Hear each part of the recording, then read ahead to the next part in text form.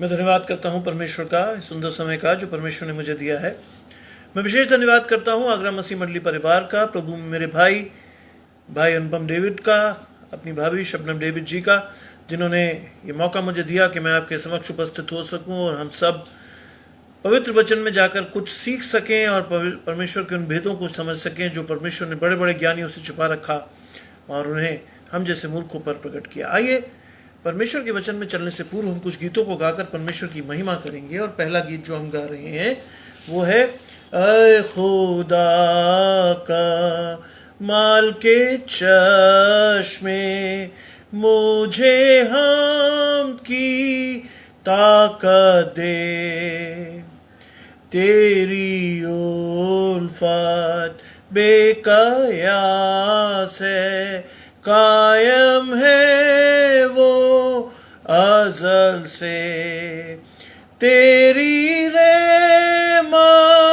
क्या अज़ीम है, वो आसमान से बाला है, अपने फैज़ से सब खताएं तू ही बख्शने वाला है। इब्ने आज़र तू मसीहा हुआ मेरा मददगार, तेरी रहमत से मैं हूँगा दुखों के दरिया से पार।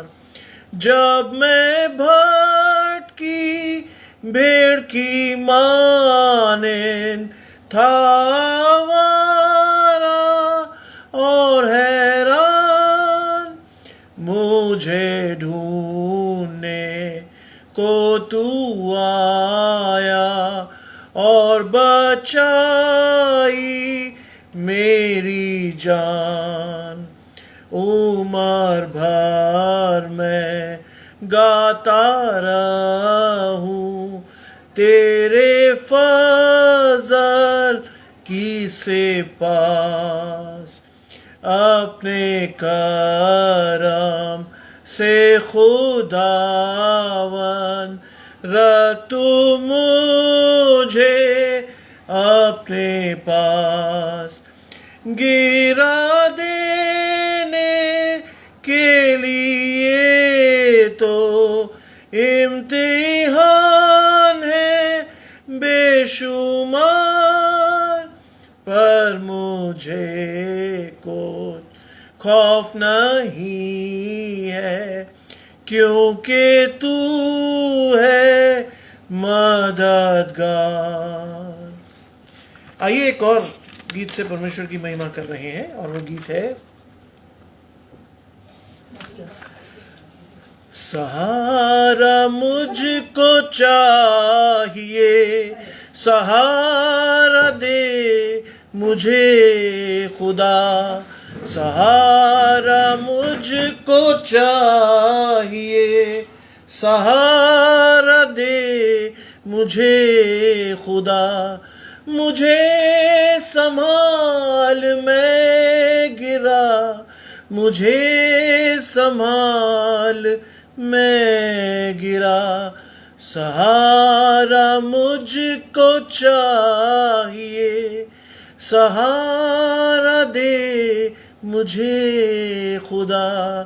कठिन है रास्ते बहुत, हर एक मोड़ पर खतर, कठिन है रास्ते बहुत, हर एक मोड़ पर खतर, अंधेरे सायों को हटा दिखा दे मुझको अब शहर, मुझे संभाल मैं गिरा, मुझे संभाल मैं गिरा, सहारा मुझको चाहिए, सहारा दे मुझे खुदा।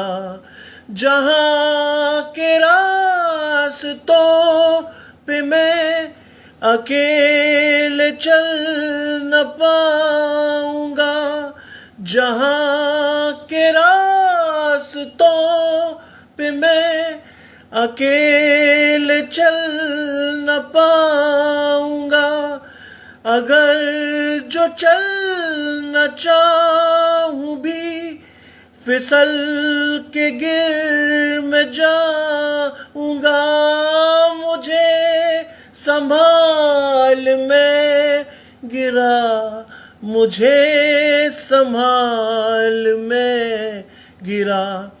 सहारा मुझको चाहिए, सहारा दे मुझे खुदा।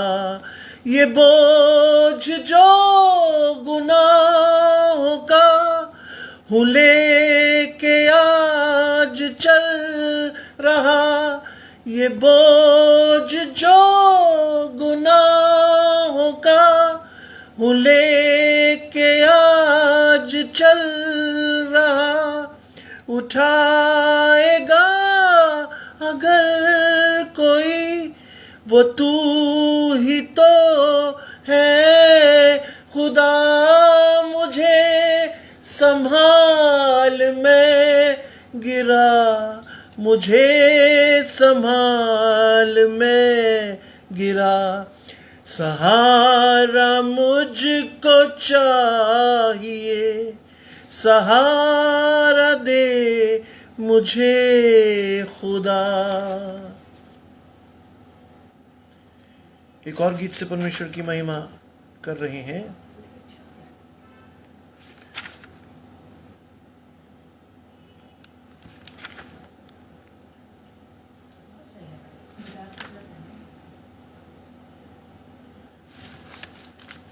एक और गीत गाएंगे।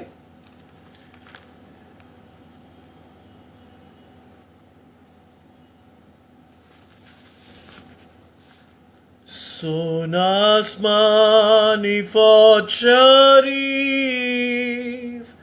रब की गाती है तारीफ। सोना अब जमीन पर हो, खुशी बनी आदम को। आए सब कौमों खुशी से गाओ साथ फिरिश्तों के, सारी दुनिया का माबूद बैतलहम में है मौलूद। सोना आसमानी फौज शरीफ, रब की गाती है तारीफ। है बरहक मसीह मौद, खिलकत का वो है माबूद।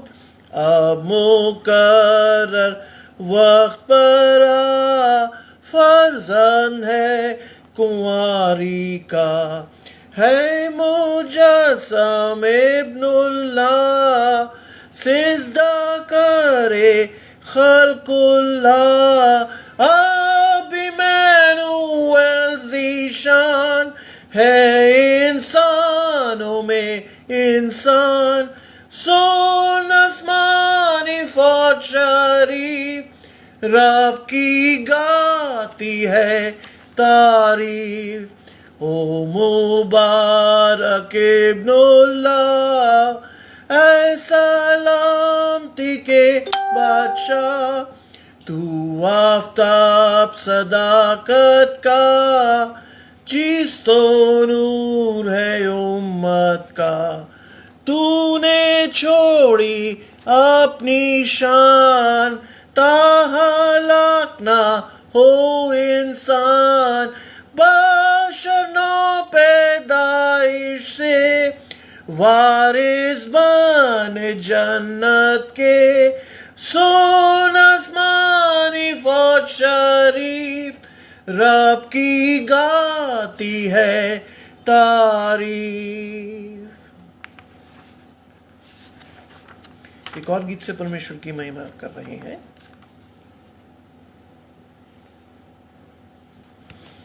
इत्मीनान खुदा का मिसले दरिया है, सारी मुश्किलात पर गालिब होता है। कामिल है पर तो भी बढ़ता जाता है, रोज बरोज वो गहरा होता जाता है। कुर्वते यहोवा बख्शती है आराम, ईमानदार के दिल को कामिल इत्मीनान। उसके हाथ के नीचे मिलती है पनाह, हमलों से शैतान के कामिल आरामगाह। कुल्फत और बेचैनी दिल से जाती है, और नजदीक घबराहट नहीं आती है। कुर्वते यहोवा बख्शती है आराम, ईमानदार के दिल को कामिल इत्मीनान। हर एक रंजो राहत ऊपर ही से है, चश्माए मोहब्बत उसका मंबा है। आपको उसे सौंपे वो है मददगार, वो ही ईमानदार को देता है करार। कुर्वते यहोवा बख्शती है आराम, ईमानदार के दिल को कामिल इत्मीनान।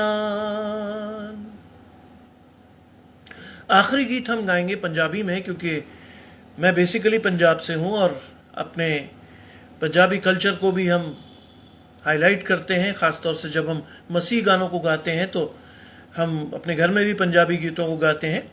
और उसमें एक ज़बूर है जो मुझे बहुत फेवरेट है, मुझे बहुत पसंद है। एक भजन संहिता, एक ज़बूर जिसे कहते हैं पंजाबी में, और वो कुछ यूँ है।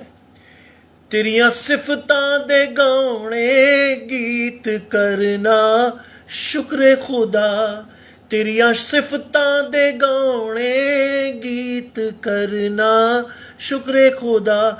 मेरे रब्बा एह चंगी रीत करना शुक्र खुदा। तेरियां सिफतां दे गाने गीत करना शुक्र खुदा। वड्डे ते वेले शफकत तेरी, वड्डे ते वेले शफकत तेरी, रात दे वेले रहमत तेरी, रात दे वेले रहमत तेरी। करिए याद सदा ते करना शुक्र खुदा। तेरियां सिफतां दे गाने गीत करना शुक्र खुदा। 10 तारा एक साज बजा के, 10 तारा एक साज बजा के, बीन बर खुश रंग बजा के, बीन बरबत खुश रंग बजा के। करिए याद सदा ते करना शुक्र खुदा। तेरियां सिफतां दे गाने गीत करना शुक्र खुदा। मेरे रब्बा एह चंगी रीत करना शुक्र खुदा। अपने कम्मा थों या रब्बा, अपने कम्मा थों या रब्बा, मैनू है तू खुश हाल है कीता, मैनू तू खुश हाल है कीता। करिए याद सदा ते करना शुक्र खुदा। तेरियां सिफतां दे गाने गीत करना शुक्र खुदा। तेरे हत्थ दियां कारीगरियां वेखे तेरे ये हथ दियां, कारीगरियां वेखे खुशी दे साज मैं बजावां, खुशी दे साज नू मैं बजावां, करिए याद सदा ते करना शुक्र खुदा, तेरियां सिफतां दे गाने गीत करना शुक्र खुदा, मेरे रब्बा एह चंगी रीत करना शुक्र खुदा। आइए परमेश्वर के वचन में जाने से पूर्व अपनी आंखों को कुछ समय के लिए बंद करेंगे। परमेश्वर से कहेंगे, प्रभु अपने पवित्र आत्मा का दान हमें दीजिए। प्रभु जो वचन हम सुनने पर हैं, जो आपका पवित्र आत्मा हमें देने पर है, वो वचन ना सिर्फ हम सुने बल्कि अपने हृदय में अधिकाई से बसने दें। 60, 100, 70 गुना फल लाकर हम बता सके कि हम परमेश्वर के हैं, क्योंकि दिन बुरे हैं। आइए अपनी आंखों को बंद करेंगे, परमेश्वर से मांगेंगे। तमाम अच्छी चीजों के देने वाले परमेश्वर यीशु मसीह में हमारे बाप और खुदा, हम धन्यवाद करते हैं सुंदर अवसर के लिए जो कि आपने हमें दिया है। हम इस योग्य नहीं थे प्रभु कि आज के दिन को देखते भी, लेकिन आपने आज के दिन को न सिर्फ दिखाया बल्कि दिन के प्रत्येक हिस्से में आप हमारे साथ रहे। हमारे शरीर, मन और आत्मा की रक्षा आपने की, इसके लिए हम धन्यवाद करते हैं। चाहते हैं प्रभु कि आप हमारी रक्षा करें और आने वाले समय में प्रभु जो वचन आपका पवित्र आत्मा में देने पर है, उस वचन को न सिर्फ हम सुने बल्कि अपने हृदयों की गहराई तक उतारें। और होने दें प्रभु कि उस वचन को सुनकर आपको धन्यवाद देने वाले हों। आपका हाथ हमें संभाले रहे और जीवन में कभी भी ऐसी कोई परिस्थिति हमारे साथ ना आए जिसमें अपने आप को हम कमजोर पाएं। विश्वास के साथ खासतौर से उन लोगों को याद करते हैं जो इस समय संकट और शोक में है प्रभु, विशेषकर मणिपुर को प्रभु। मणिपुर में अभी भी स्थिति सामान्य नहीं है प्रभु, आपके लोग सताए जा रहे हैं प्रभु, लेकिन हमारा विश्वास है प्रभु कि आपका दाहिना धर्मी हाथ उन्हें संभाले रहेगा।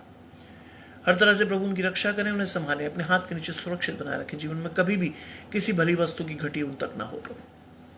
आत्मा में हम सब एक दूसरे के साथ जुड़े रहें प्रभु, और विश्वास के साथ प्रभु आपसे मांगते रहें। बाइबल में लिखा, विश्वास से मांगी हुई प्रार्थना से बहुत कुछ हो सकता है। हम चाहते हैं प्रभु कि वहां पर शांति आए, और प्रभु जिन लोगों ने वहां पर तांडव मचाया है या बुरा काम किया है, अपने हाथ के नीचे लाकर उन्हें पीस दे प्रभु। आपका हाथ उन पर भारी पड़े प्रभु। इस विश्वास के साथ ये सब कुछ मांग लेते हैं आपके प्रिय पुत्र यीशु मसीह के नाम से, सुने और ग्रहण करें, आमीन। आइए मेरे साथ निकालेंगे, हम परमेश्वर के वचन में जा रहे हैं और परमेश्वर के वचन में जाते हुए हम पढ़ रहे हैं इफिसियों की पत्री, उसका 4 अध्याय और उसके 17 पद से लेकर के हम पढ़ेंगे 32वें पद तक। इफिसियंस चैप्टर 4 वर्सेस 17 to 32, जहां लिखा है, इसलिए मैं कहता हूं कि प्रभु में आग्रह करता हूं कि जैसे अन्य जाति लोग अपने मन की अनर्थ रीति पर चलते हैं, तुम अब से फिर ऐसे ना चलो, क्योंकि उनकी बुद्धि अंधेरी हो गई है और उस अज्ञानता के कारण जो उनमें है और मन की कठोरता के कारण वे परमेश्वर के जीवन से अपने आप को अलग किए हुए हैं, और वे सुन होकर लुचपन में लग गए हैं कि सब प्रकार के गंदे काम लालसा से किया करें। पर तुमने मसीह में ऐसी शिक्षा नहीं पाई, वरन तुमने सचमुच उसकी सुनी और जैसा मसीह में सत्य है उसी के सिखाए भी गए, कि तुम पिछले चाल चलन के पुराने मनुष्यत्व को जो भरमाने वाली अभिलाषाओं के अनुसार भ्रष्ट होता जाता है उतार डालो, और अपने मन के आत्मिक स्वभाव में नए बनते चले जाओ, और नए मनुष्यत्व को पहन लो जो परमेश्वर के अनुरूप सत्य की धार्मिकता और पवित्रता में सृजा गया है। इस कारण झूठ बोलना छोड़कर हर एक अपने पड़ोसी से सच बोले, क्योंकि हम आपस में एक दूसरे के अंग हैं। क्रोध तो करो पर पाप मत करो। सूर्य अस्त होने तक तुम्हारा क्रोध न रहे, पर न शैतान को अवसर दो। चोरी करने वाला चोरी न करे, वरन भले काम के लिए अपने हाथों से परिश्रम करे, इसलिए कि जिसे प्रयोजन हो उसे देने को तुम्हारे पास कुछ हो। कोई गंदी बात तुम्हारे मुंह से न निकले, पर आवश्यकता के अनुसार वही निकले जो उन्नति के लिए उत्तम हो, ताकि उससे सुनने वालों पर अनुग्रह हो। परमेश्वर के पवित्र आत्मा को शोकित मत करो, जिससे तुम पर छुटकारे के दिन के लिए छाप दी गई है। सब प्रकार की कड़वाहट और प्रकोप और क्रोध और कला और निंदा और सब बैर भाव समेत तुमसे दूर की जाए। एक दूसरे पर कृपालु और करुणामय हो, और जैसे परमेश्वर ने मसीह में तुम्हारे अपराध क्षमा किए, वैसे ही तुम एक दूसरे के अपराध क्षमा करो। ये परमेश्वर का वचन है, परमेश्वर का धन्यवाद हो। जैसा कि आप सभी जानते हैं कि मैं कॉलेज में प्रोफेसर हूं और मैं इतिहास पढ़ाता हूं विगत 28 वर्षों से। सेंट जॉन्स कॉलेज आगरा में मैं लगभग 23 वर्ष पूरे कर रहा हूं। और ये मैसेज मुझे बहुत शॉर्ट टाइम पहले, लगभग इस आराधना को शुरू करने से 15 मिनट पहले परमेश्वर ने दिया। और जब मैंने इसे पढ़ा तो मैं समझ गया कि प्रभु क्या कहना चाहता है। और पौलुस कहता है कि इसलिए मैं तुमसे कहता हूं कि प्रभु में आग्रह करता हूं कि जैसे अन्य जाति लोग अपने मन की अनर्थ रीति पर चलते हैं, तुम अब से फिर ऐसे ना चलो। पौलुस हमें चिता रहा है कि जैसे अन्य जाति लोग अपने मन की अनर्थ रीति पर चलते हैं, तुम ऐसे ना चलो। प्रश्न उठता है कि मैं और आप फिर कैसे चलें? क्योंकि बाइबल कहती है मन में तो असाध्य रोग लगा है और परमेश्वर मन की अभिलाषाओं को जांचता है। और इसलिए यह आवश्यक है कि मैं और आप पौलुस के इस वचनों पर बहुत ध्यान देकर अपने जीवनों की ओर देखें कि हम क्या कर रहे हैं। आज अपने आप को अगर हम मसीह कहते हैं तो जाहिर सी बात है कि अन्य जाति लोगों से हम अपने आप को अलग कर लेते हैं। लेकिन क्या डिस्टिंक्ट आइडेंटिटी है हमारी अगर हम अपने आप को मसीह कहते हैं? क्या पहचान है हमारी कि हम अपने आप को मसीह कहते हैं? क्या पहचान है हमारी कि हम अन्य जातियों जैसे नहीं हैं? लिखा है पौलुस ने कि वो अपनी मन की अनर्थ रीति पर चलते हैं। अगर आप मसीही हैं तो सबसे पहली चीज जो आपके जीवन से दिखाई देगी वो है परमेश्वर और पवित्र आत्मा का दान। बाइबल कहती तुम परमेश्वर का मंदिर हो, मैं तुम में रहूंगा, चलूंगा, फिरूंगा और निवास करूंगा। और यही वो चीज है जो हमें अन्य जातियों से अलग करती है। जब हम परमेश्वर को अपने जीवन में पहन लेते हैं और तो परमेश्वर को अपने जीवन का सर्वाधिकार देने के बाद परमेश्वर हमारे जीवनों को चलाता है, फिर हम मन की अनर्थ रीति पर नहीं चलते। सुनने में तो यह बहुत आसान है, लेकिन करने में यह बहुत मुश्किल काम है। क्योंकि हम अपने जीवन को एक सेट पैटर्न के हिसाब से चला रहे हैं, जिसमें हमने बहुत सारी चीजों को बहुत फेवरेट कर रखा है। बहुत सी चीजें हमें इतनी प्रिय है कि हम उसे छोड़ना भी नहीं चाहते। और मैं उन चीजों को अक्सर एक शब्द से परिभाषित करता हूं। वो शब्द है ढिठाई के पाप। हम छोड़ना नहीं चाहते। हो सकता है हमें शराब बहुत प्रिय हो सकता है हमें बहुत सारी चीजें बहुत प्रिय हो, हम छोड़ना नहीं चाहते। लेकिन परमेश्वर का पवित्र आत्मा यदि आपके जीवन में अधिकाई से निवास करता है तो ये सारी चीजें छोड़ जाती हैं, छूट जाती हैं। क्यों? क्योंकि परमेश्वर इस बात को बहुत सफाई से आपसे कहता है कि पवित्र बनो, क्योंकि तुम्हारा बुलाने वाला पवित्र है। If you wish to see yourself in heaven, you have to be holy. There is no second thought. कोई दूसरा विचार नहीं है कि अगर आप परमेश्वर के साथ स्वर्ग में रहना चाहते हो तो आपको पवित्र होना पड़ेगा। और वो पवित्रता संसार की कोई चीज आपको नहीं दे सकती सिवाय परमेश्वर के पवित्र आत्मा के। आगे लिखता है, तुम अब से फिर ऐसे न चलो, क्योंकि उनकी बुद्धि अंधेरी हो गई और वो अज्ञानता के कारण जो उनमें है। तुम ऐसे नहीं चलो। क्यों? क्योंकि उनकी बुद्धि क्या हो गई? अंधेरी। आज अपने आप को जांचिए, अपने आप को देखिए इस वचन के प्रकाश में, तो आप ये देखेंगे कि बहुत से काम हम जस्टिफाई करते हैं जो कि हमें मालूम होता है गलत है, क्योंकि दुनिया कर रही है, मैं भी कर रहा हूं। लेकिन परमेश्वर का पवित्र आत्मा कहता है कि उनकी बुद्धि अंधेरी हो गई। बुद्धि का अंधेरा हो जाने का अर्थ है शैतान का उनके जीवन में अधिकाई से प्रवेश। शैतान उनके जीवन में घुसकर उनको बर्बाद करता है। और बुद्धि का अंधेरा इस बात का द्योतक है कि आप और मैं सही गलत में फर्क करना भूल जाते हैं। आप और मैं सही गलत में फर्क नहीं कर पाते। आज आवश्यक है कि परमेश्वर की पवित्र आत्मा को अपने जीवन में सर्वप्रथम स्थान दे, जिससे कि परमेश्वर का पवित्र आत्मा आपके जीवन को चलाए, आपको हर उस बुरी चीज से बचाए जो शैतान आपसे करवाना चाहता है। पौलुस बड़े साफ तौर पर लिखता है, उनकी बुद्धि अंधेरी हो गई। हम में से कई लोग इस बात को कई बार नहीं समझ पाते कि बुद्धि का अंधेरा हो जाना क्या है। हम कहते हैं हम बिल्कुल सही हैं, हमारा स्वास्थ्य बहुत अच्छा है, दिमाग से भी बिल्कुल दुरुस्त हैं। लेकिन बुद्धि का अंधेरा हो जाने का मतलब यह है कि हम अच्छे और बुरे में फर्क करना भूल जाते हैं। आज आवश्यकता है इस बात की कि हम पौलुस के इन वचनों पर ध्यान दें, क्योंकि दिन बुरे हैं।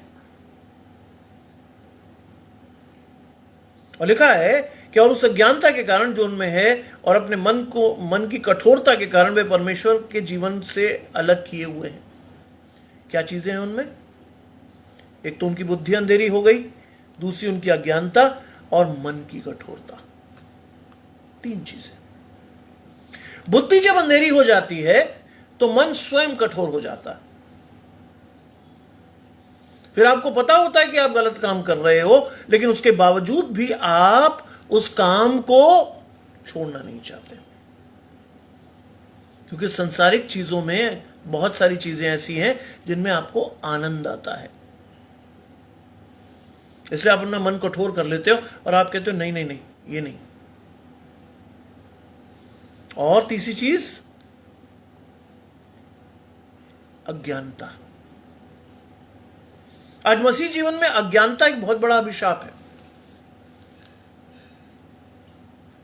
आप कहेंगे साहब मसीह लोग तो सबसे ज्यादा पढ़े लिखे होते हैं, सबसे अच्छे प्रोफेशंस में होते हैं, टीचर्स होते हैं, नर्सेज होती हैं, डॉक्टर्स होते हैं, बहुत अच्छे पढ़े लिखे होते हैं। लेकिन कौन सी अज्ञानता की बात कर रहा पौलुस? वचन की अज्ञानता। आज अपने परिवार में देखिए, अपने घर में देखिए, कितना समय आप वचन को देते हैं, कितना समय आप वचन को देकर अपने परिवार को आगे उठाने का या उन्नत करने का प्रयास करते हैं। कैसे आप अपने बच्चों को सिखाते हैं? मैं धन्यवाद करता हूं ऐसे मां बाप का जो अपने बच्चों को एक निश्चित समय के लिए ही मोबाइल देते हैं। मैं धन्यवाद करता हूं ऐसे मां बाप का, जिन्हें मालूम है कि ये ऐसा उपकरण है जो व्यक्ति को वशीभूत करके घंटों तक उसको उलझाए रख सकता है। मैं धन्यवाद करता हूं ऐसे पासवानों का भी, जो अपने चर्च के बाहर लगाते हैं कि मोबाइल का प्रयोग वर्जित है चर्च में। आज इन चीजों की आवश्यकता है। आज स्टर्न एक्शन जब तक आप नहीं लोगे, तब तक ये अज्ञानता आपके और मेरे बीच से दूर नहीं होगी। मणिपुर का एग्जाम्पल आप देख रहे हैं। सताव की शुरुआत हिंदुस्तान में हो गई है। धीरे धीरे सताव चल रहा था, लेकिन अब पूरे खुले तौर पर सताव हो रहा है। चर्चेस को जलाया जा रहा है, लोगों को मारा जा रहा है, निर्वस्त्र करके उनके साथ गंदी बेहूदी हरकतें की जा रही हैं। ये द्योतक है कि सताव आना अवश्य है। और ऐसे समय में बाइबल में लिखा है, जब जब तुम ये होते हुए देखो, तब तब तुम और करो। क्या चीज? प्रार्थना और वचन को पढ़ो। आज मैं और आप कितने संजीदा हैं इन बातों को लेकर के? आज मैं और आप कितने संजीदा हैं वचन को पढ़ने को लेकर के? आज मैं और आप कितना जानते हैं वचन के बारे में? अपने आप से पूछिए। किसी को बताने या कहने की जरूरत नहीं है, शर्मिंदा होने की भी जरूरत नहीं है, लेकिन आवश्यकता है कि आप और मैं वचन को अधिकाई से अपने मन में रख छोड़ें, क्योंकि समय आता है कि ये वचन, ये बाइबल्स आपसे छीन ली जाएंगी। जो वचन आपके मन में रहेगा, उसी से आप जीवित रहेंगे।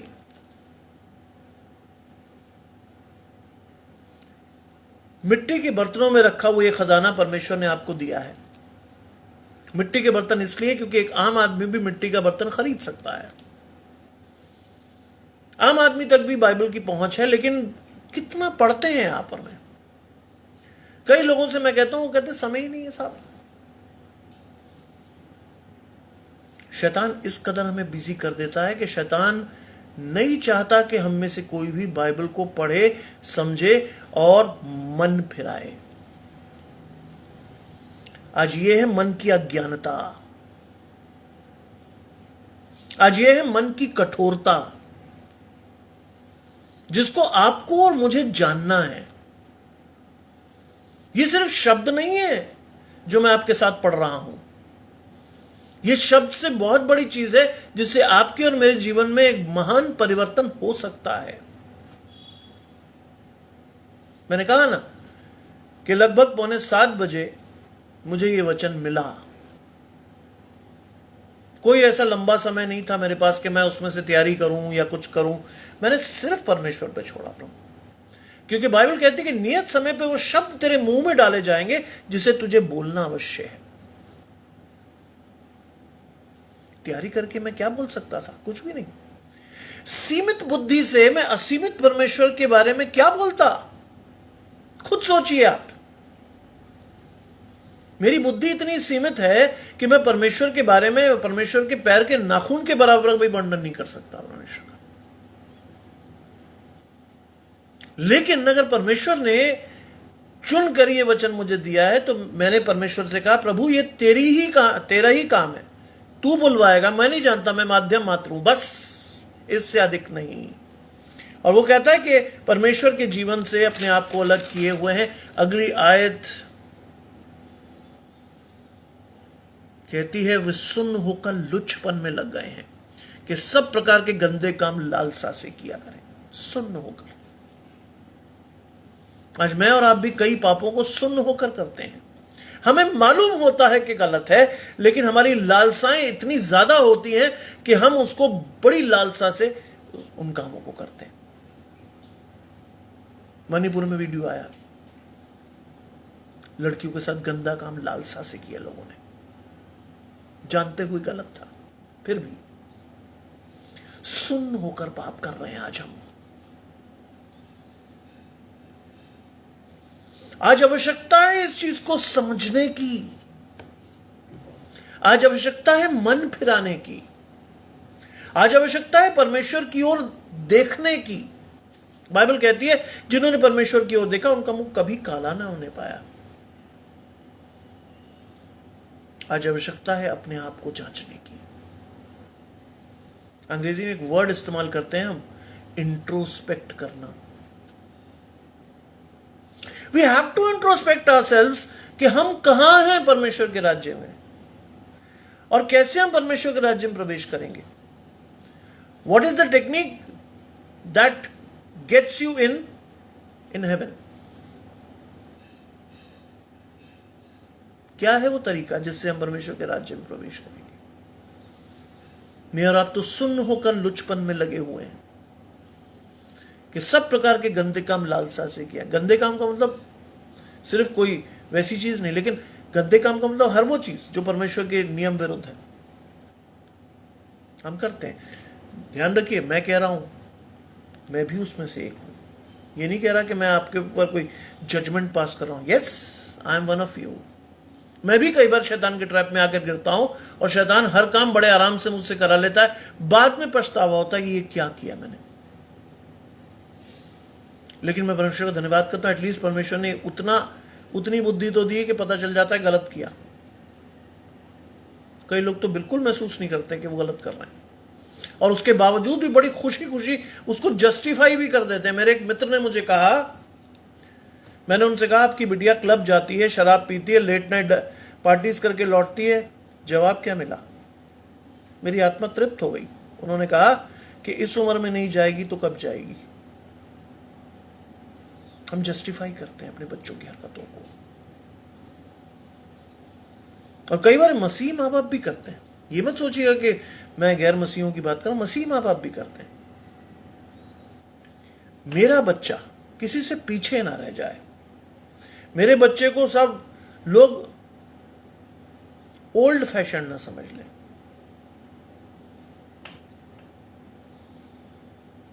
हम करते हैं और उसके बाद उसे जस्टिफाई भी करते हैं कि साहब ऐसा है तो इसलिए है।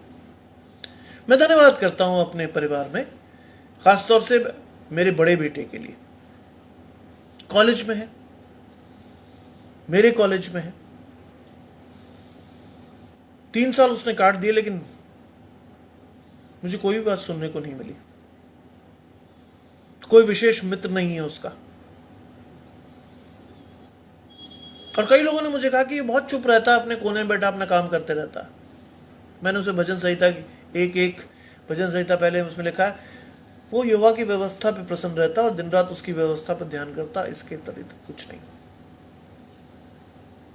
माँ बाप कहते हैं कि साहब मेरी वजह से बच्चों का आत्मिक जीवन है, मैं उल्टा कहता हूं, मेरे बेटे की वजह से मेरा आत्मिक जीवन है। नहीं, वो ना हो तो मैं संडे को कभी समय से चर्च ना पहुंचूं, वो ना हो तो संडे में सबसे पहले चर्च ना पहुंच पाऊं। 9:30 के चर्च में 9 बजे वो चर्च में अंदर करा देता हमें। क्यों? क्योंकि उसकी लालसा होती है कि चर्च में पहला पाठ मैं ही पढ़ूं। और जिस दिन लेट हो जाता है उस दिन वो सारे सरमन में मुझे मारता रहता है, चर्च में बैठे बैठे, तुम्हारी वजह से मैं आज पुलपिट पे नहीं जा पाया, तुम्हारी वजह से आज मैं वचन नहीं पढ़ पाया, तुम थे जिसकी वजह से मैं लेट हो गया। धन्यवाद देता हूं मैं ऐसी औलाद का। मेरी ओर से नहीं है ये, परमेश्वर की ओर से। मैं धन्यवाद देता हूं कि आज मेरा आत्मिक जीवन मेरा बेटा प्रकाशित किए हुए। जनरली ऐसा नहीं होता। आपको हैरानी होगी कि मेरा बेटा 21 वर्ष का है, लेकिन आज तक वो सिनेमा हॉल नहीं गया, उसने सिनेमा हॉल देखा ही नहीं है कैसा होता, और ना उसे कभी लालसा हुई। बड़ी बात तो यह है कि 11th 12th 9th 8th 9th सब तरह के बच्चे उसके साथ रहे, लेकिन उसे कभी लालसा नहीं हुई कि साहब मुझे सिनेमा हॉल में जाके पिक्चर देखनी है। ऐसी बात नहीं वो पिक्चर देखता है, लेकिन घर में जो टीवी पे कभी आ रही होती उसमें जब बैठ के देख लेता मेरे साथ। कभी उसकी लालसा नहीं हुई।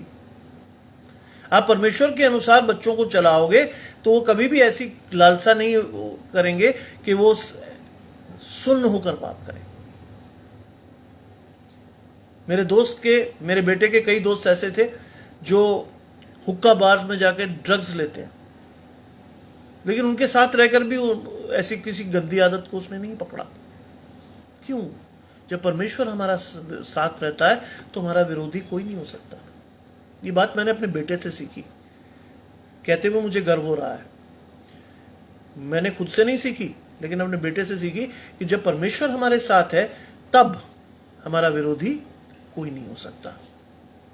और आगे लिखता है कि तुमने मसीह में ऐसी शिक्षा नहीं पाई। ऑब्वियस है, हमने परमेश्वर में ऐसी शिक्षा नहीं पाई है। अगर बचपन से हमने परमेश्वर के वचन को पढ़ा है, बचपन से अगर हमने परमेश्वर के वचन को जाना है, तो हम जानते हैं कि हमने परमेश्वर में ऐसी शिक्षा नहीं पाई है।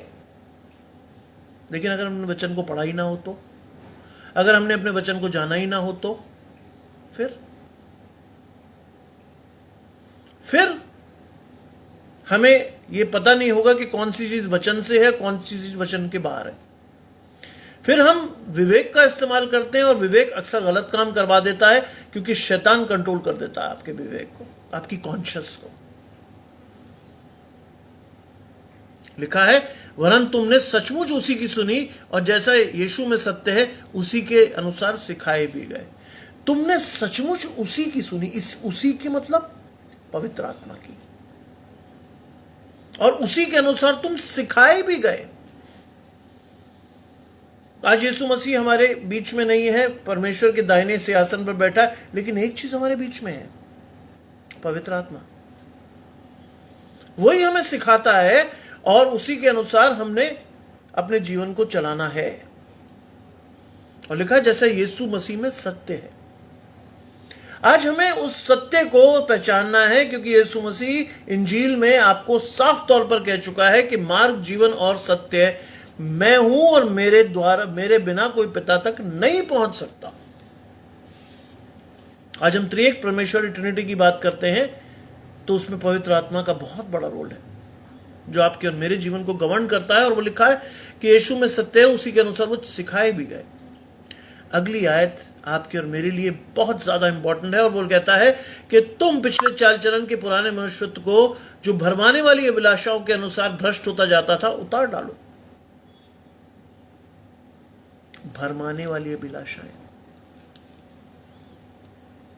मैंने अपने बेटे से सीखा। कॉलेज लाइफ में वास्तव में भरमाने वाली अभिलाषाएं होती हैं। वो लड़की बड़ी सुंदर है, उसके बाल बड़े अच्छे हैं, उसकी शक्ल बहुत सुंदर है, और लोग बहक जाते हैं और ड्रिफ्ट कर जाते हैं शैतान की तरफ। लेकिन 3 साल मैंने अपने बेटे को देखा, 3 साल में वो एक बार भी ड्रिफ्ट नहीं कर गया। उसका स्वभाव इतना दृढ़ है मस परमेश्वर में कि उसे कोई भी चीज विचलित नहीं कर सकती। ये परमेश्वर का धन्यवाद का विषय, क्योंकि वो कहता है कि पिछले चाल चलन के पुराने मनुष्यत्व को जो भरमाने वाली अभिलाषाओं के अनुसार भ्रष्ट होता जाता है उतार दो। आज हमारे लिए भी ये वचन है कि हमें भी अपने पुराने मनुष्यत्व को उतार देना है। हमें भी गाली नहीं देनी, हमें भी अपराध नहीं करना, हमें भी पाप नहीं करना। हर चीज के लिए हमें परमेश्वर की ओर देखना है। बाइबल कहती है जिन्होंने परमेश्वर की ओर देखा उनका मुख कभी काला नहीं होने पाया, कभी नहीं। मैं फिर आपसे कहता हूं, मैंने ये अपने बेटे से सीखा। 3 साल में एक युवा बच्चा कॉलेज गया, आगरा का एक प्रीमियर कॉलेज जहां बहुत अच्छे अच्छे बच्चे पढ़ते हैं, लेकिन उसका किसी पर इंटरैक्शन नहीं हुआ, उस पर किसी पे क्रश नहीं हुआ। क्यों? क्योंकि वो परमेश्वर की व्यवस्था पे ध्यान करता है और दिन रात परमेश्वर को ध्यान देता है। कई बार लोगों ने मुझे कहा कि अरे साहब ये तो लड़कियों से बात ही नहीं करता। मैंने कहा साहब करवा लो, आपकी हिम्मत हो तो। कईयों ने कोशिश की, नहीं हुआ। तो मैंने कहा भाई साहब वो करेगा भी नहीं, लक्षण ही नहीं है उसमें वो सब चीजें। और इसलिए मैं चाहता हूं, या इसलिए मैं कहता हूं कि ये सब परमेश्वर की ओर से है, मेरी ओर से नहीं है। मैं तो एक शारीरिक मां बाप हूं, लेकिन वो आध्यात्मिक पिता है। हाँ, मैं एक काम जरूर करता हूं, जब भी मेरा परिवार का कोई सदस्य बाहर जाता है तो मैं बड़ी शिद्दत से उसको प्रार्थना करके भेजता हूं। इवन मेरे दोनों बेटे जब कॉलेज जाते हैं तब भी I made it a point कि वो दुआ करके ही जाएं, क्योंकि ये बात मैंने अपनी मां से सीखी। मेरी मां ने मुझे कहा कि जब भी तुम पलंग छोड़ते हो सुबह उठ के, तुम्हारा पैर जमीन पे टच नहीं करना चाहिए। परमेश्वर को अपने जीवन में ओढ़ो, परमेश्वर को अपने जीवन में पहनो और कहो प्रभु दिन शुरू हो गया, रात में तूने हमें सुरक्षित रखा, लेकिन दिन शुरू हो गया, दिन में हमें बचाए रखना, हमारे आगे आगे चल, संकट में अति सहज से मिलने वाला सहायक। यकीन जानिए परमेश्वर की दृष्टि परिवार पर रही, कभी भी ऐसी कोई परिस्थिति नहीं आई जिसमें हमारा मुंह काला हुआ, नहीं हुआ। मैं आपसे कहता हूं एक बार आजमा कर परख कर देखो यहोवा कैसा भला है। ये मैं नहीं कह रहा, बाइबल में लिखा है। और अपने मन के आत्मिक स्वभाव में नए बनते चले जाओ। यह है इंपॉर्टेंट बात, मन के आत्मिक स्वभाव में। मन का आत्मिक स्वभाव कैसे आएगा आपके अंदर और मेरे अंदर?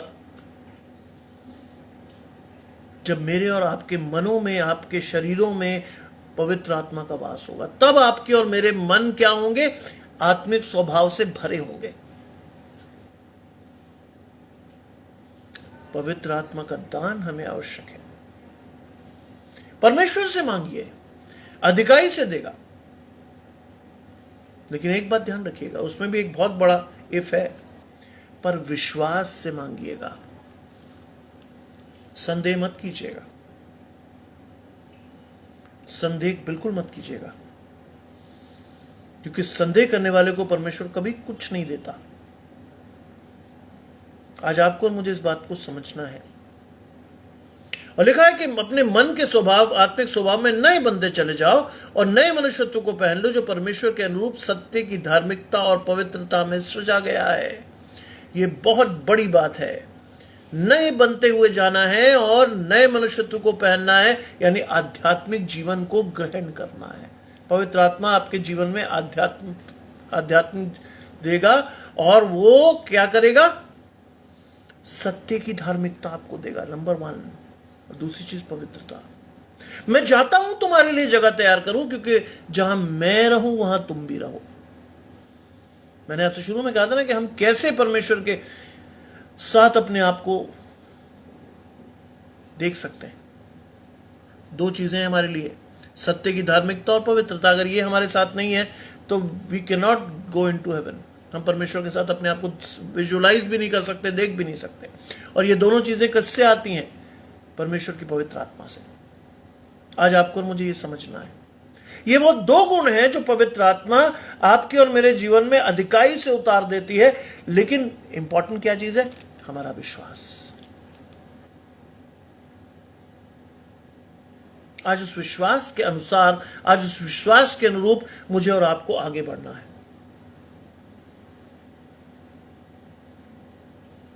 25वीं आयत कहती है, इस कारण झूठ बोलना छोड़कर हर एक अपने पड़ोसी से सच बोले, क्योंकि हम आपस में एक दूसरे के अंग हैं। पड़ोसी आपका इमीडिएट नेबर नहीं है, वो तो आपकी जिम्मेदारी है कि उसकी रक्षा करना, उसकी मदद करना, वो तो इट्स योर ड्यूटी। लेकिन मसीह में जो आपका पड़ोसी है, परमेश्वर ने जिसे आपके साथ जोड़ा है, उससे कभी झूठ मत बोलिए।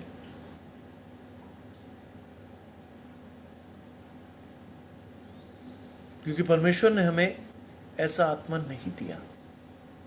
पवित्र आत्मा यदि आपके साथ है तो आपको झूठ नहीं बोलना है, क्योंकि अगर आप एक नियम तोड़ोगे तो सारे नियम अपने आप टूटेंगे, क्योंकि हम एक दूसरे के अंग हैं। We should understand this. आपको और मुझे समझना है इस बात को। जब तक आप और मैं इन चीजों को नहीं समझ रहे, तब तक हम जीवन में आगे नहीं बढ़ेंगे। यह एक बहुत बुरी आदत है जो अगली आयत में लिखी है, ये मेरी ने मेरे परिवार की आदत है। लिखा है, क्रोध तो करो पर पाप मत करो, सूर्य अस्त होने तक तुम्हारा क्रोध न रहे। मेरे दादा बहुत क्रोधी स्वभाव के थे, दो ही वॉज अ पास्टर। मेरे फादर बहुत ज्यादा क्रोधी स्वभाव के थे, दो he was an IPS officer. मुझे क्रोध कम आता, लेकिन जब आता तो वो बहुत खराब वाला क्रोध है। लेकिन मैं परमेश्वर से हमेशा प्रार्थना करता हूं, प्रभु कभी ऐसा ना हो कि मेरे क्रोध से किसी को नुकसान हो, कभी ना हो ऐसा। क्योंकि अगर मेरे क्रोध से किसी को नुकसान होगा तो मैं शैतान को अपने जीवन में अवसर दूंगा और आपके पवित्र आत्मा को शोकित और शर्मिंदा करूंगा, जो कि मैं नहीं करना चाहता। इसीलिए लिखा है, क्रोध तो करो लेकिन पाप मत करो। आज we have to control our anger, because anger is the tool used by Satan to control ourselves.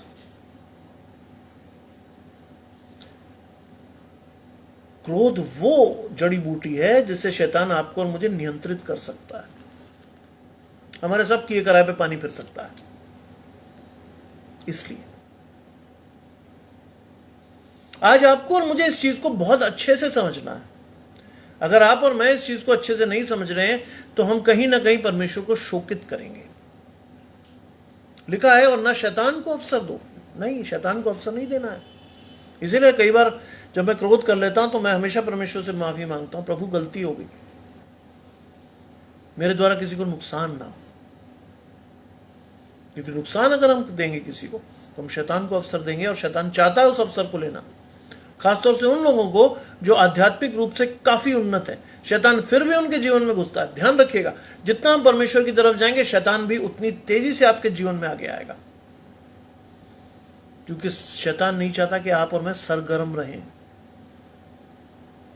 शैतान चाहता है कि हम ठंडे रहें, जो कि अधिकांश मसीही लोग हैं। बुरा मत मानिएगा, अधिकांश मसीही लोग हैं, क्योंकि वो मसीह कहलाते हैं, मसीह है नहीं। बुरा मत मानिएगा, फिर कह रहा हूं, वो मसीह कहलाते हैं, मसीह है नहीं। और अगर मसीह है नहीं तो आपको और मुझे समझ में आना चाहिए कि वास्तव में क्या है ये सब चीजें। और ये सब चीजें लिखा है कि चोरी करने वाला फिर चोरी ना करे, वरन भले काम करने में अपने हाथों से परिश्रम करे। चोरी करने वाला कभी चोरी ना करे। क्या करते हैं हम? चोरी। चोरी का मतलब चोरी करना नहीं है। चोरी करने का मतलब है परमेश्वर के समय की चोरी, परमेश्वर के धन की चोरी, परमेश्वर के टैलेंट की चोरी हम करते हैं। हम में से हर एक करता है। बाइबल में इसीलिए लिखा सबने पाप किया है और परमेश्वर की महिमा से रहित हैं। हम करते हैं चोरी। मैं भी करता हूं चोरी। ये बात आपको और मुझे समझनी चाहिए कि हम चोरी करने वाला फिर चोरी ना करे। पौलुस कहता है हम में से कोई भी व्यक्ति चोरी ना करे। क्यों ना करे? क्योंकि परमेश्वर को यह नहीं भाता है। वरन भले काम करने में अपने हाथों से परिश्रम करें। भले काम जितने भी आप कर सकते हैं, बेसिकली जो भी परमेश्वर की दृष्टि में अच्छा है, मनोहर है, करिए। पौलुस ने लिखा एक जगह पर, परमेश्वर की भली भावती और सिद्ध इच्छा को अपने जीवन से पूरी करो। वो है परमेश्वर के भले हुए काम। और लिखा है कि इसलिए कि जिससे प्रयोजन हो उसे देने को तुम्हारे पास कुछ हो। कुछ तो दो। परमेश्वर के लोग अगर आपके पास आते हैं तो उन्हें कभी खाली हाथ मत लौटा, क्योंकि मजदूर को मजदूरी मिलना आवश्यक है। आज आपको और मुझे परमेश्वर ने अधिकाई से आशीषें दी हैं, तो बाइबल में लिखा है तुम्हें सेत में मिला है, सेत में दो। लेकिन हम तो क्या करते हैं? हम ले तो लेते हैं परमेश्वर से, लेकिन देने में हमारी हवा निकल जाती है। नहीं नहीं नहीं नहीं। इसलिए परमेश्वर की आशीषों को आप और मैं कई बार रोक लेते हैं। आज आवश्यक है कि हम परमेश्वर की उन आशीषों को अपने जीवन में महत्ता दें, क्योंकि परमेश्वर ने आपको आशीषें रोक कर नहीं दी हैं, अधिकाई से दी हैं। और वही अधिकाई से दी हुई आशीषें आपको भी लोगों को अधिकाई से ही देना है, क्योंकि आप परमेश्वर के स्वरूप में बनाए गए लोग। मसीह का मतलब अभिषिक्त लोग। हाँ, मुझे इस शब्द से बड़ी कोफ्त होती है कि जब लोग कहते हैं आप ईसाई हो। हम मसीही हैं, परमेश्वर के अभिषिक्त लोग। इसलिए इस चीज को लेकर के you have to work very hard, क्योंकि आपके फलों से लोग आपको पहचानेंगे कि आप परमेश्वर के हो या नहीं हो। क्योंकि आज जागरूकता का स्तर, अवेयरनेस का डिग्री बहुत बड़ा है। लोग एकदम पहचानते हैं कि ये आदमी अलग है, और ये अगर अलग है तो ये क्यों है, और अगर ये परमेश्वर का है तो आपको देखकर लोग पहचानेंगे कि आप परमेश्वर के हो या नहीं। तो लिखा है कोई गंदी बात तुम्हारे मुंह से ना निकले। आज हम कई मसीहों को देखते हैं, फटाक से गाली देते हैं, भयंकर से भयंकर। लेकिन यहां लिखा कोई गंदी बात तुम्हारे मुंह से ना निकले, पर आवश्यकता के अनुसार वही जो उन्नति के लिए उत्पन्न हो। आज उन्नति के लिए अगर मुझे और आपको परमेश्वर के लिए कुछ बोलना है या परमेश्वर के वचन को देना है, तो उत्तम वचन को दीजिए। डोंट क्रिटिसाइज एनीवन, क्योंकि ये हमारा अधिकार नहीं है कि हम किसी की आलोचना करें। नहीं, ये अधिकार है ही नहीं हमारा। ये परमेश्वर के पवित्र आत्मा का अधिकार है। मैं और आप तो एक समान, एक स्वरूप में बनाए गए लोग हैं, और परमेश्वर अगर हमें यूज कर रहा है तो ये हमारे लिए खुशी की बात है। बाइबल में लिखा घमंड करने का अवसर परमेश्वर को दो, बस। कई लोगों को मैं देखता हूं कि वो प्रचार करते हैं, लेकिन वो परमेश्वर का कम अपना प्रचार ज्यादा कर जाते हैं। गलत। परमेश्वर को महिमा दीजिए, परमेश्वर को महत्ता दीजिए, और देखिए परमेश्वर आपके जीवन में किस तरह से आपको उठाता है। और लिखा है ताकि सब सुनने वालों पर अनुग्रह हो। आप जब बोले तो मसीहत आपके वाणी से झलकनी चाहिए। परमेश्वर का पवित्र आत्मा आपकी वाणी से झलकना चाहिए, जिससे कि सुनने वालों पर अनुग्रह हो। एक जगह लिखा है बाइबल में कि कोमल उत्तर सुनने से जलजलाहट ठंडी होती है। आज आवश्यकता है कि मैं और आप कोमलता से बोलें, परमेश्वर के वचन को इतनी अच्छी तरह से सुनाएं कि जिन्होंने अगर बाइबल कभी पढ़ा भी ना हो, वो भी ये समझ ले कि वास्तव में बाइबल क्या है। बाइबल की सरलतम व्याख्या आप तब कर सकते हैं जब परमेश्वर का पवित्र आत्मा आपके जीवनों में रहता है तब। अगली आयत वो रिपरकशन है, वो प्रभाव है। लिखा है परमेश्वर के पवित्र आत्मा को शोकित मत करो। आज मैं और आप कई बार शोकित करते हैं परमेश्वर के पवित्र आत्मा को, गंदी गालियां दे देते हैं, हम बुरे शब्दों से लोगों को नवाजते हैं। कई बार हमारे शब्दों से लोगों को अनुग्रह नहीं मिलता, वो शोकित हो जाते हैं, दुखी हो जाते हैं कि ये है परमेश्वर का दास, ये है परमेश्वर का लेपालक पुत्र, ये है मसीह का राजदूत। नहीं, हाय उन पर जिनके द्वारा ठोकर खाई जाती है। भला होता कि चक्की का पाट बांधकर उनके गले में उन्हें समुद्र में फेंक दिया जाता जिससे वो डूब जाए। यह सजा। अगर आप और मैं जिंदगी में चाहते हैं कि परमेश्वर हमारे साथ ऐसा ना करे, तो हमें इन चीजों का परिपालन बहुत अनुशासनात्मक रूप से करना होगा। परमेश्वर के पवित्र आत्मा को शोकित मत करो जिससे तुम पर छुटकारे के दिन की छाप दी गई है। परमेश्वर की पवित्र आत्मा की छाप हम पर है, जिससे कि हमारी, या हमें देखकर लोग क्या जानते हैं कि उद्धार पाए हुए लोग हैं। छुटकारे की छाप, उद्धार पाए हुए लोग। ध्यान रखिएगा, उद्धार या salvation is a free gift, जिसे you can not purchase salvation. परमेश्वर जिसे चाहता उसी को देता है। हाँ, पर मैं आज परमेश्वर के वचन को सुन रहे हैं, लेकिन मुझे बड़ी खुशी है कि परमेश्वर ने मुझे उस दौरान चुना जब पूरी दुनिया बंद थी, लॉकडाउन के पीरियड में। परमेश्वर को यह भाया कि मेरा ये बच्चा मेरे वचन को प्रचार करेगा। जिन लोगों ने मुझे अप्रोच किया, मैंने उनसे कहा भाई मेरे पास कोई थियोलॉजिकल डिग्री नहीं है, लेकिन उन्होंने मुझे अपने वचनों से कन्विंस किया कि आप और मैं तो मसीह के राजदूत हैं। ये हमारी जिम्मेदारी है कि हम परमेश्वर के वचन को शेयर करें, और आपको तो बोलने का वरदान दिया परमेश्वर ने, क्यों नहीं आप करते। शुरुआत हुई, और मैं धन्यवाद देता हूं कि आज 500 से अधिक बार मैं परमेश्वर के लिए ऑनलाइन जा चुका हूं, और परमेश्वर हर बार एक नया मैसेज देता है। मेरे एक मित्र ने बड़ी खुशी से मुझसे पूछा था कि यार इतने मैसेज दे चुका है, अब तो तेरी एक बहुत मोटी डायरी बन गई होगी। मैंने उसे हंस के कहा, मेरे भाई मैं एक शब्द भी नहीं लिख पाया। बोला तू तो कंटिन्यूअसली बोलता है। मैं नहीं बोलता, परमेश्वर का पवित्र आत्मा बोलता है। यकीन करेंगे आप, शायद ना कर पाए। जो वचन मैं दे रहा हूं, रात को मैं उसे फिर सुनूंगा, तब जानूंगा कि मैं क्या बोल रहा था, क्योंकि परमेश्वर की ओर से, अभी मुझे खुद नहीं पता मैं क्या बोल रहा हूं, लेकिन हाँ परमेश्वर की ओर से, परमेश्वर ने चुना है, मैं बोल रहा हूं, मैं माध्यम हूं। और लिखा है सब प्रकार की कड़वाहट, प्रकोप और क्रोध, कला और निंदा और बैर भाव समेत सबसे तुमसे दूर की जाए।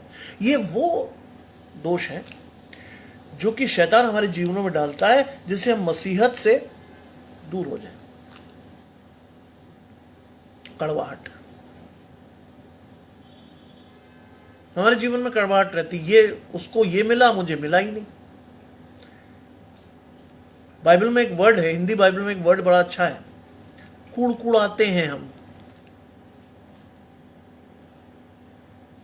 प्रभु ये तो तूने दिया नहीं, ये तो मुझे मिला नहीं, मुझे तो ये चाहिए था। अरे आपको और मुझे ये दिखना चाहिए कि भाई आपने उसके लिए मेहनत की, आपने उसके लिए कुछ मेहनत नहीं की, लेकिन अगर किसी के पास मिला तो उसने उसके लिए मेहनत की, परमेश्वर को भाया कि वो उसको दे। आज हम दूसरे की उन्नति से जलते हैं, इसलिए हमारे जीवन में कड़वाहट भर जाती। कई बार हम बात करते हुए उस कड़वाहट को वो छलकती है हमारे जीवनों से, कि हम कितने कितने कितने ज्यादा परमेश्वर से दूर हैं। दूसरी चीज, प्रकोप। प्रकोप कोई भी हो सकता, क्रोध का, इसका, उसका, किसी का भी। कई लोग तो इतने कड़वाहट से भरे होते हैं कि वो सारे दिन अपने घर वालों पे चिल्लाते हैं। शैतान उनके जीवन में इस कदर हावी रहता है कि वो चिल्ला चिल्ला के घर को सिर पे उठा लेते हैं, और परमेश्वर का आत्मा उस घर से चला जाता है। आगे लिखा है क्रोध और कला। कई मसीह घरों में तो लड़ाई ऐसे होती कि बाप रे, जूते चप्पलों से, बर्तन फेंक कर। ऐसे नहीं कह रहा हूं मैंने देखा है। क्या ऐसे घर में परमेश्वर का आत्मा निवास कर सकता है? नहीं। शैतान उस घरों में इस तरह से वो निवास करता है कि हमारे जीवन में जो कुछ हो रहा होता है वो शैतान नियंत्रित कर लेता है और परमेश्वर हमारे जीवनों से चला जाता है। निंदा, जहां चार मसीह बैठे वहां उस व्यक्ति की निंदा जरूर करते हैं जो उनके साथ ना हो। और हमारा फेवरेट टॉपिक क्या होता है? परमेश्वर के दास, उसने ऐसे कर दिया, उसने वैसे कर दिया। लेकिन यह आदत मुझे भी थी, बुरा मत मानिए, मुझे भी थी। जब तक मैंने बाइबल को ठीक से नहीं पढ़ा। बाइबल में लिखा मैंने जिसको जितना दिया मैं उससे उतना ही लूंगा। तो हमारी जिम्मेदारी खत्म। क्यों करें हम निंदा किसी की? अपना जीवन क्यों खराब करें भाई? परमेश्वर ने उसे जितना दिया है परमेश्वर उससे उतना हिसाब लेगा। खत्म कहानी। लेकिन फिर भी हमारा मानवीय स्वभाव शैतान हमारे जीवनों में डालता है कि ना ना ना ना तू निंदा कर। हमारा फेवरेट पास टाइम होता है कि परमेश्वर के लोगों की निंदा कैसे की जाए। सब बैर भाव, अरे साहब, सब दिखावे के मसीह, कुछ नहीं। कब कहते हैं हम ऐसा?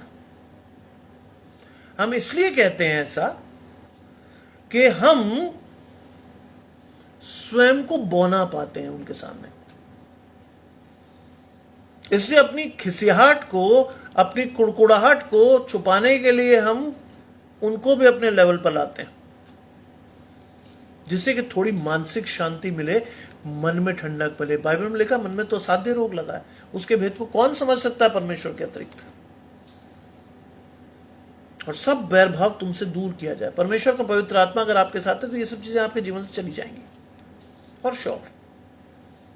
और लिखा है एक दूसरे पर कृपालु और करुणामय हो। तुम्हारा भी वैसा ही स्वभाव है जैसे मसीह का था, क्योंकि तुम मसीह के स्वरूप में सृजे गए हो। मसीह का स्वभाव पढ़ना, बाइबल पढ़िए, तब समझेंगे मसीह का स्वभाव कैसा था। तब आप जान पाएंगे कि आप कैसे लोगों के साथ करुणामय हो सकते हैं। और लिखा है कि जैसे परमेश्वर ने मसीह में तुम्हारे अपराध क्षमा किए वैसे ही तुम भी एक दूसरे के अपराध क्षमा करो। सुनने में बहुत आसान है भाई, करने में बहुत मुश्किल।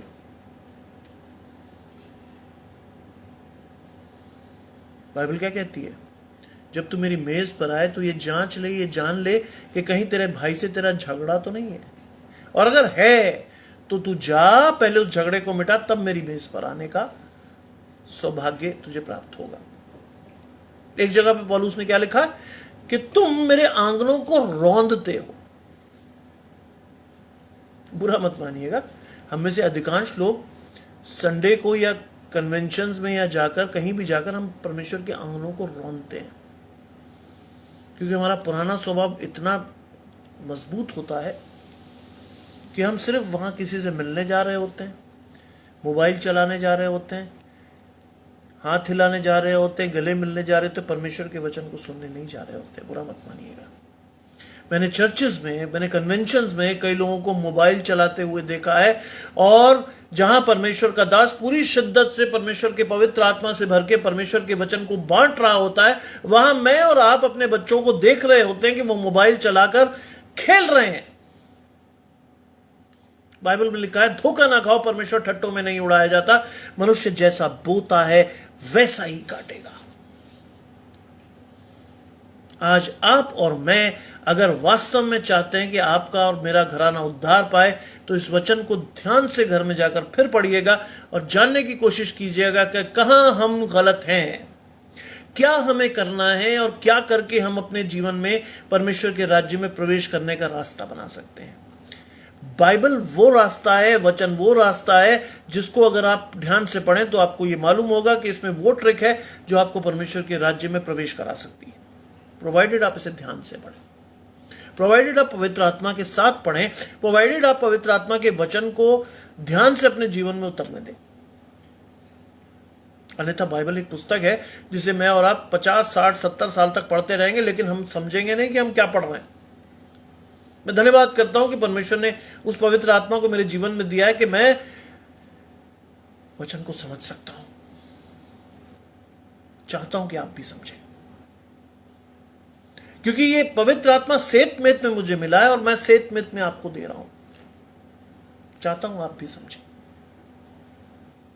मैं कोई बहुत बड़ा प्रीचर नहीं हूं, मैं इवन प्रीचर हूं ही नहीं। दुर्भाग्य की बात यह है कि मैं प्रीचर हूं ही नहीं, लेकिन हां, मसीह की मिरास मुझ में है। मसीह के लेपालक पुत्र के रूप में मैं आपके सामने हूं, मसीह के राजदूत के रूप में मैं आपके सामने हूं। मेरे पास कोई थियोलॉजिकल डिग्री नहीं है, मेरे पास सोचने समझने की शक्ति भी इतनी अधिक नहीं है, लेकिन मेरे पास वो है जो आम आदमी के पास नहीं है, परमेश्वर का पवित्र आत्मा। आइए, मुझे आपसे यही कहकर इस प्रवचन को समाप्त करना है कि पवित्र आत्मा को अपने जीवन में अधिकाई से मांगिए। कहिए परमेश्वर से, प्रभु दे हमें, क्योंकि दिन बुरे हैं। आज समय है कि हम अपने जीवन में इस तरह की चीजों को होते हुए देख रहे हैं जो बाइबल में इंडिकेट कर रही है कि प्रभु का दिन निकट है। बड़े विश्वास से आप परमेश्वर को अपने जीवन में आने का सुअवसर दीजिए। आइए हम प्रार्थना करें। तमाम अच्छी चीज़ों के देने वाले परमेश्वर यीशु मसीह में हमारे बाप और खुदा, विश्वास करते हैं प्रभु कि जो वचन आपने हमें दिया है वो हमारे हृदय में अधिकाई से उतरा होगा और उस वचन के द्वारा हम अपने जीवन को आशीषित करेंगे और कई लोगों के जीवन को आशीष देने वाले होंगे। हमारे विश्वास को और मजबूत करें और हम मजबूत विश्वास से अपने जीवन में आगे बढ़ने वाले हों। आपका हाथ हमें संभाले रहे। इस विश्वास के साथ हमारे जीवनों में हमेशा आपका पवित्र आत्मा बना रहे। यीशु मसीह के पवित्र और मीठे नाम से मांगते हैं, आमीन। आपको मेरे और मेरे परिवार की ओर से जय मसीह की।